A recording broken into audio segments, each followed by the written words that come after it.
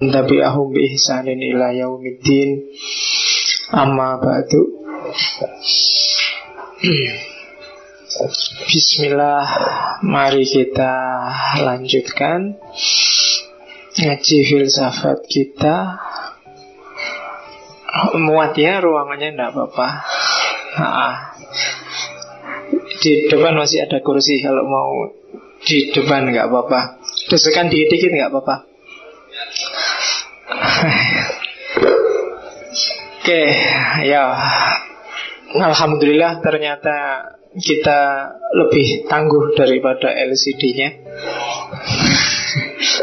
LCD-nya sudah tidak kuat, sudah dipakai ngaji berseri-seri. Nah, kita masih berminat dengan ngaji filsafat. Oke, saya tidak tahu kalau karena ini temanya Hinduisme, ini mungkin bagian dari skenarionya. Ya, yang di atas ada sesuatu yang bikin kalian hari ini terbawa arus untuk ngaji filsafat, entah dalam kerangka skenario besar apa. Oke, bismillah ya. Kita malam ini melanjutkan minggu lalu. Apa kalau bahasa saya ngincipi, bahasa Indonesia ini apa ngincipi itu? Mencicipi Hinduisme, karena tidak mungkin lah saya ngomong Hinduisme satu sesi. Sebenarnya yang kita omongkan minggu lalu tentang 6 sistem filsafat, itu masing-masing sistem itu panjang dan luar biasa. Itulah Hinduisme. Cuma hari ini kita lihat, kita sasar, kita jubili kita ngemil dikit-dikit lah. Apa jubili itu bahasa Indonesianya apa? Kalau ada makanan banyak terus kita cuil dikit-dikit gitu. Nah, kita nidili pada Jawa nidili. Oke, kalau ada waktu nanti kita ulang lagi di timur. Nanti setelah timur ini kita ke barat. Mungkin saya buka dengan filsafat ketuhanan, cuma yang versi barat. Karena di timur kita kenal banyak sekali gaya kebertuhanan timur. Nanti kita masuk ke barat, filsafat ketuhanan kayak gimana setelah sesi timur India selesai. Setelah itu balik ke timur lagi. Saya tidak tahu Jepang apa Persia. Setelah itu ke barat lagi, entah dengan tema apa. Jadi skenario kita tidak ada akhirnya. Ngaji filsafat panjang ini nanti. Sak kuatmu dan sak kuatku, gitu aja ya. Bismillah. Kita mulai jubili Hinduisme ya. Tak ulang satu materi yang minggu lalu, bahwa Hindu sebagai sebuah sistem berpikir, sistem religi, bahkan sistem sosial, itu ada sejak 5.000 tahun sebelum Masehi. Dan orang-orang Hindu sendiri tidak menganggap mereka punya agama Hindu, karena istilah Hindu itu dari luar. Biasanya mereka lebih suka disebut agama Weda. Dan agama Weda itu sangat variatif. Semua sistem religi yang menjadikan Weda sebagai rujukannya nanti masuk kategori agama Weda yang kita sebut agama Hindu. Termasuk Bali. Bali itu kan sebenarnya agamanya namanya Tirta. Tapi karena referensinya adalah Weda, dia juga disebut Hindu Bali. Bali ya. Kita ngomongnya Bali apa Bali ya? Bali ndak enak, ndak mantep. Hindu Bali. Koncone Bantul dan Bandung. Ya, orang Jawa itu kalau Bali gitu kurang ampuh.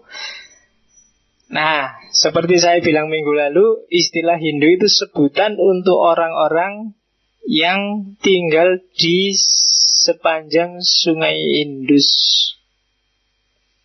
Makanya orang-orangnya disebut orang Hindu. Sungai Indus itu ya kalau di masa kuno disebut sungai Sindhu. Yang pertama kali menyebut orang Hindu itu orang-orang Persia. Dan orang-orang Persia itu nanti antara lain termasuk di awal-awal kelompok Arya, itu juga orang-orang Persia. Jadi ini sudah kita jelaskan panjang lebar minggu lalu. Sungainya namanya Indus, yang terus disebut Sindhu. Para pendatang di sana menyebutnya Hindu, sehingga wilayahnya disebut Hindustan. Orang-orangnya disebut orang Hindu, orang Hindi, dan agamanya disebut agama Hindu. Itu secara akademis. Orang sana sendiri mungkin lebih suka disebut agama Weda. Nah, itu sangkan baratnya di situ. Makanya kadang-kadang kita harus lihat konteks kalau berhadapan ini orang ini agak sensitif nggak? Kadang-kadang karena istilah Hindu itu sama kayak istilah Indonesia oleh orang Malaysia disebut Indon. Itu kan kamu nggak terima. Ya, kayak orang Tiongkok disebut Cina. Maka kita harus agak lihat konteks dikit. Kalau memang lebih enak disebut Weda, ya kita sebut aja agama Weda. Oke.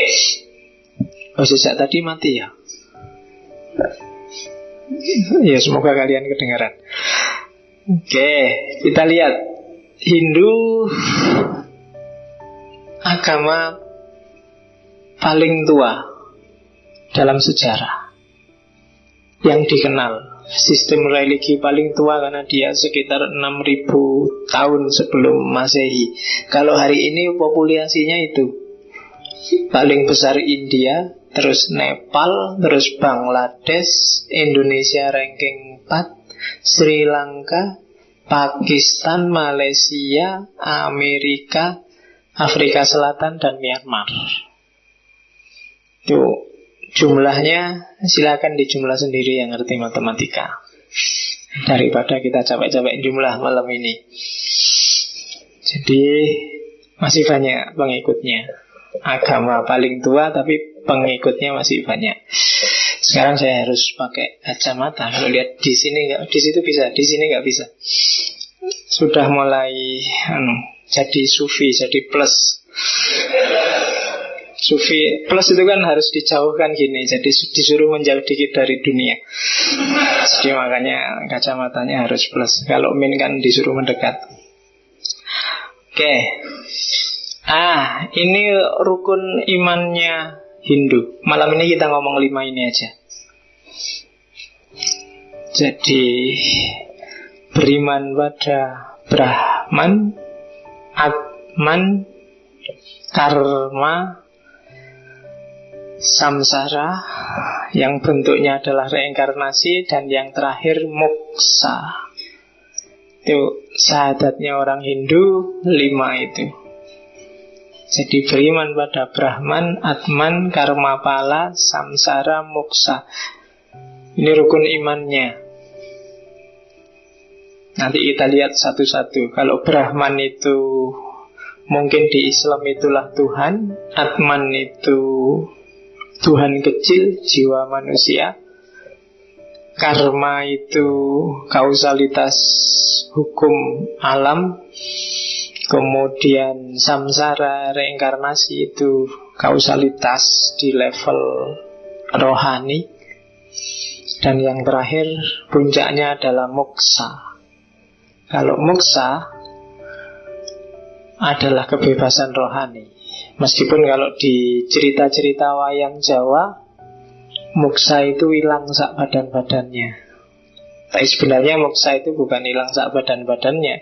Itu persis kayak sufi yang mengalami ittihad, hulul, wahdatul wujud, dan yang sejenis itu. Cuma kalau di sana disebut moksa. Di cerita-cerita Jawa banyak kan raja-raja yang atau brahmana-brahmana yang ilmunya sudah puncak terus mengalami moksa.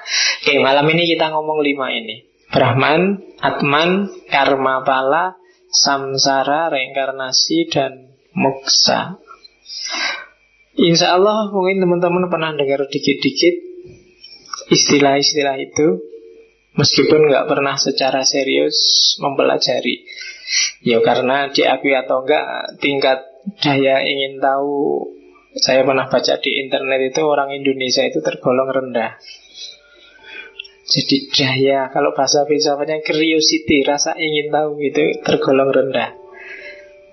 Cara berpikirnya cenderung dangkal. Jadi kalau sama gosip seneng luar biasa, tapi kalau diajak mikir malas. Ya kan, lebih suka hal-hal yang bombastis. Nah itu saya baca di internet gitu. Oke, yang paling ranking 1 daya ingin tahunya kalau Asia, Cina. Terus Persia. Makanya Cina itu kalau ada HP baru, barang baru dari barat itu dia pengen tahu luar biasa dan terus bisa niru.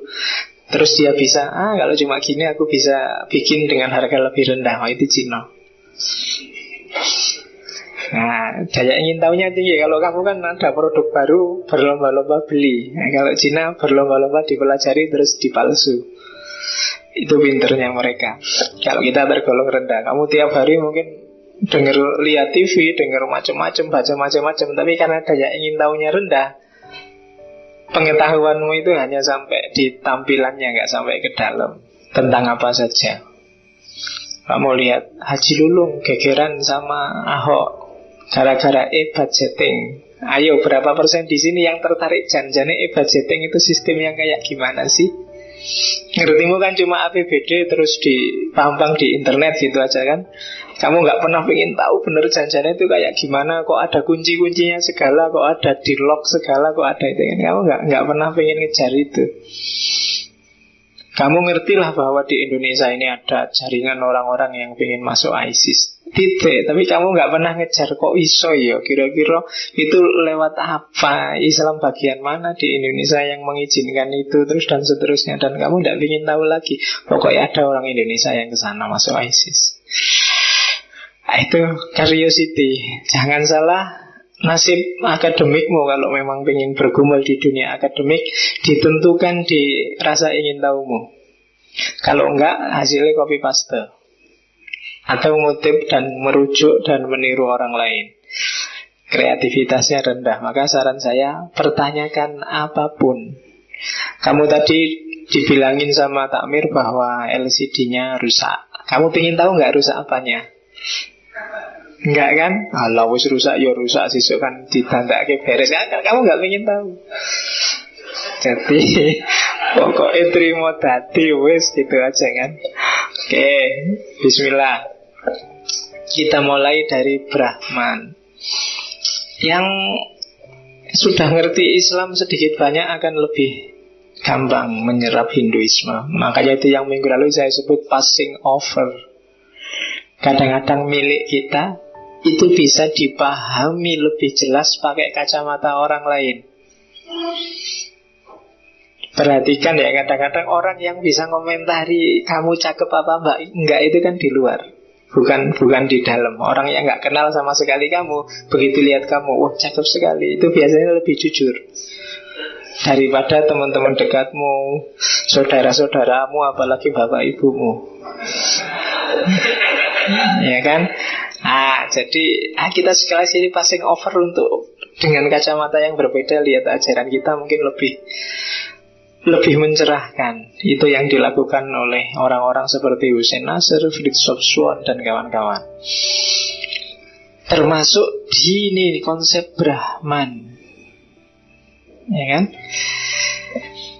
Brahman ini, iya, kalau di kita Tuhan.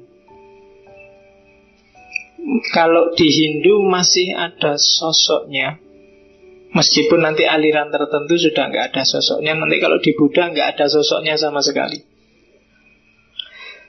Tapi yang jelas Brahman itu persis, kalau ada yang ngerti sifat-sifatnya Allah, Asmaul Husna itu plek ada di situ semua. Kekal, imanen, tak terbatas, awal, akhir, menguasai bentuk, ruang, waktu, energi, dan segala isi di dalamnya, itu Brahman. Dia punya tangan, punya kaki, punya mata. Itu tak ambil dari Bhagavad Gita. Sabdanya Krishna pada Arjuna waktu perang Mahabharata. Itu kisah simbolik sebenarnya. Jadi orang Hindu itu ngajinya Bhagavad Gita. Meskipun kitab sucinya yang utama ada 3, Veda, kemudian Upanishad, dan Bhagavad Gita. Nah, yang Gita ini biasanya yang dipakai untuk ngaji. Jadi kalau biasanya ada orang Hindu kok lihat film-film Hindu kok ada ngajinya, itu biasanya ngaji Gita ini. Gita itu ya Bhagavad Gita, yang diambil dari kisah Mahabharata. Jadi yang tebalnya segini, cuma ngomongnya di detik-detik perang mau dimulai. Jadi kalau di Mahabharata itu enggak, orang melihatnya Krishna sama Arjuna itu cuma ngomong sebentar, tapi sebentar itu jadi jilid yang tebal sekali tentang hakikat hidup dan kehidupan. Ya nanti mungkin next time kita ketemulah dengan Bhagavad Gita sedikit untuk ngomong tentang filsafat perangnya. Karena tren baru hari ini yang bisa menyaingi filsafat perangnya Sun Tzu itu Bhagavad Gita, termasuk filsafat bisnis. Hari ini banyak orang bisnis yang lebih suka pakai Gita daripada pakai Sun Tzu. Nanti kita lihat ada istimewanya apa. Brahman tidak perlu saya jelaskan satu-satu. Intinya kayak katanya Otto di fenomenologi, Rudolf Otto, bahwa dia adalah sesuatu yang mysterium tremendum et fascinatum. Misterius, menggentarkan, bikin takut, tapi sekaligus mempesona. Khas ya. Sesuatu yang misterius, jadi susah sekali dipahami, tapi menggentarkan, bikin orang takut sekaligus gentar. Itu kan agak merasa kecil di depannya, tapi sekaligus mempesona. Mempesona itu kan berarti kamu ingin mendekat. Oh, itu kan kontradiksi luar biasa. Dipahami susah, bikin kamu gentar, tapi kamu jatuh cinta, terpesona, dan ingin mendekat. Itu Brahman, itu Allah, itu Roh Kudus kalau di Kristen, itu Buddha kalau minggu depan kita ngomong Buddhisme. Jadi sesuatu yang dideskripsikan nggak bisa. Mysterium tremendum fascinatum itu kan manifestasi batin kita ketika kita berhadapan dengan itu. Kalau kamu belum pernah merasakan itu, saya sejak kecil Islam Pak, tapi Allah itu gak pernah bikin aku pengen tahu misteri, gak pernah bikin aku tergetar, dan gak pernah bikin aku terpesona. Yang saya pahami, Allah itu bikin saya capek karena nyuruh sholat, nyuruh puasa, nyuruh haji. Nah, berarti kamu belum kenal dia. Dan itu nanti yang diserang habis-habisan oleh Hinduisme. Keberagamaan model tidak sadar. Itu sebenarnya kita alami tiap hari. Kita lahir gak sadar, kita hidup juga gak sadar, kita ngapain aja gak sadar, gak tahu tujuannya apa hidup. Itu nanti yang dikritik habis-habisan oleh Hinduisme. Kita lahir dulu kan gak merancang juga, tiba-tiba lahir, gak sadar. Terus kita jalani juga gak sadar. Kita melakukan apa aja juga secara nggak sadar. Bahkan ngaji malam ini mungkin kamu entah sadar entah nggak juga. Kamu nggak jelas kenapa sih kamu harus ngaji, ngapain kamu harus ngaji, arahnya kemana kamu harus ngaji. Ya itu berarti tidak sadar. Saya ada teman yang mantan mahasiswaku sih sebenarnya, yang S1-nya aja 4 jurusan. Ya kan? Itu belum apa-apa. S2-nya 8 jurusan. S3-nya 2 jurusan. Lu harap ngopo kuwi kira-kira? Ya kan? Apa sih yang dia inginkan misalnya? Kalau kamu tanya. Kamu sendiri kan juga gitu. Kamu melakukan apa aja kadang-kadang kan juga nggak sadar. Ngapain sih kamu ngambil jurusan itu, kuliah di situ.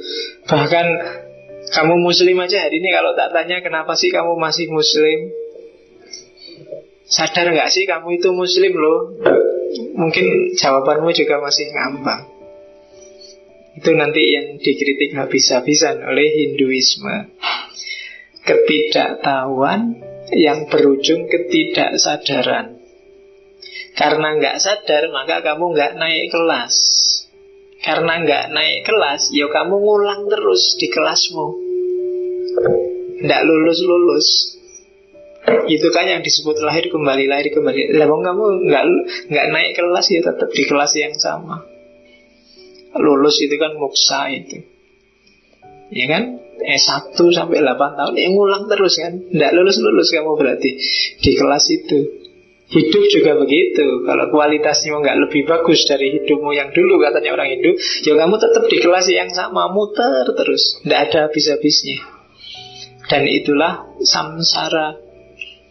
Diterjemahkan dalam bahasa Indonesia sengsara. Sebenarnya kamu itu sengsara loh, meskipun kamu punya motor, HP-mu bagus, IP-mu bagus, tapi kamu membulet terus di situ. Jadi hidupmu kamu ulang-ulang di situ terus, nggak naik-naik kelas. Ya bener kamu sukses, bener kamu mungkin jadi dosen, jadi guru, jadi ustadz, tapi kamu kualitas hidupmu sama, nggak naik. Nah itu nanti antara lain problemnya Hinduisme. Yang pertama Brahman.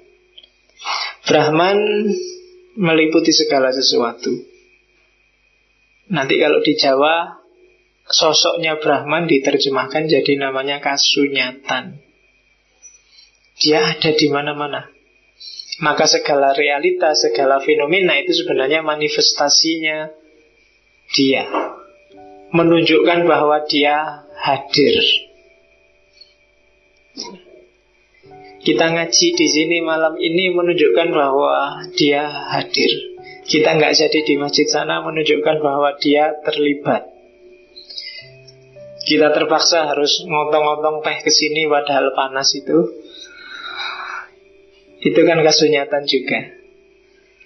Ada hal-hal yang menyeret kita, yang membawa kita dalam satu skenario besar, yang kita ada di skenario besar itu, itulah kasunyatan. Dan di balik kasunyatan itu, itulah Brahman. Kalau bahasa Qur'annya wallahu bikulli syai'im muhit. Muhit itu meliputi segala sesuatu, ada di mana-mana, dalam kondisi apapun, dengan model apapun, termasuk yang jelek-jelek. Nanti Hindu punya penjelasan yang khas tentang yang jelek-jelek.